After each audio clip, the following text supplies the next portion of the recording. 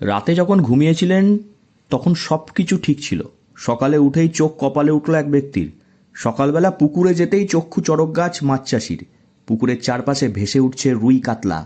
কিভাবে হলো এমনটা? রহস্যজনকভাবে পুকুরে ভাসছে বড় বড় মাছ।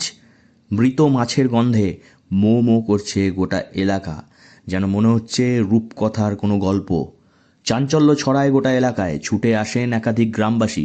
ইতিমধ্যেই শুরু হয়ে গেছে গুঞ্জন।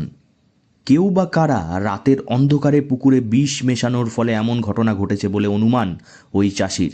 ওই ঘটনায় লক্ষাধিক টাকার ক্ষতি হয়েছে বলে জানা গিয়েছে। স্যার, এখানে আমি একটা পুকুর চাষ করি। এই পুকুরে চাষ করে মাছ চাষ করছি দীর্ঘদিন ধরে, প্রায় 25 বছরের কাছাকাছি করছি। তাতে মাছ আজকে সকালে পুকুরে ছিলাম। পুকুরে আসার পরে দেখি অনেক মাছ ভাসার পরে আমার বাড়ির থেকে 2-4 জন আসে দেখার পরে দেখা যাচ্ছে যে মাছ পুরো ভাসিয়ে যাচ্ছে। তাতে আমাদের ধারণা যেটা যে মনে হচ্ছে বিষক্রিয়া। তার কারণে আমার যেটা অভিজ্ঞতা, যে আমি 25-26 বছরে মাছ নিয়ে ব্যবসা করছি, তাতে মনে হচ্ছে যে বিষক্রিয়া। ছাতনা ব্লকের জিররা গ্রাম পঞ্চায়েতের অন্তর্গত জিররা সুস্বাস্থ্য কেন্দ্রের পাশে নতুন পুকুরে এই ঘটনায় চাঞ্চল্য ছড়িয়েছে এলাকা জুড়ে। গ্রামের বাসিন্দারা এই পুকুরের জল স্নান সহ বাড়ির কাজে ব্যবহার করতেন। সকালে অনেকেই না জেনে এই পুকুরে জল ব্যবহার করায় আতঙ্কিত হয়ে পড়েছেন এলাকার মানুষ। কেউ কেউ বলছেন পুকুরে জল ব্যবহার করার ফলে গা হাত পা জ্বালা করছে তাদের। মাছ চাষি বিদ্যুৎ সিংহবাবু জানান যে 5 কুইন্টালের বেশি মাছ মারা গিয়েছে।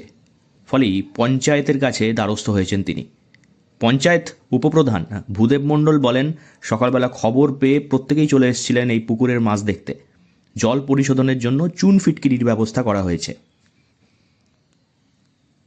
সব কিছু অনুমান সাপেক্ষ, তবে এখনো পর্যন্ত কিছু বোঝা যাচ্ছে না।